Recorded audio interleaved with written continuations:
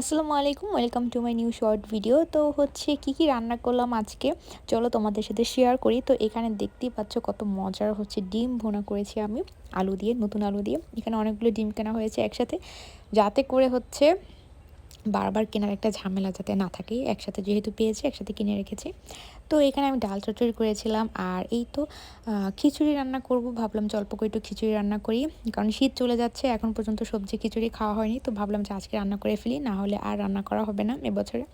তো এই তো আমি হচ্ছে আগে মশলা দিয়ে সবজিগুলোকে সুন্দর করে কষিয়ে নিব, আধা সিদ্ধ করে নিব। দেন হচ্ছে আমি চালটা দিয়ে আবারও হচ্ছে সুন্দর করে একটু কষিয়ে নিব। যত কষানো হবে তত হচ্ছে রান্না মজার হয়।